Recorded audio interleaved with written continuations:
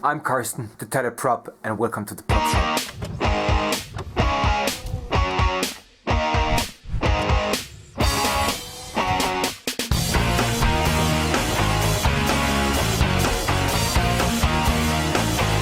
Hello my friends, today I'd like to show you how I painted a 1/100 scale tank from the company Svetsta.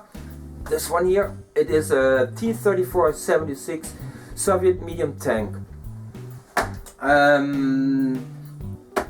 The colors I use, the chipping fluid, the washers, the streaking rimes are from the company Ammo of Mick Jimenez. And I think if you spend a little bit more time for painting, you have in a short time a well-painted, good-looking tank army on your gaming table. You need only a little bit more time, and it looks very nice on the table if you have your nice, weathered and good-looking tanks there. I don't want to talk too long. I want to show you now the video, how I made it, and catch you in a few minutes.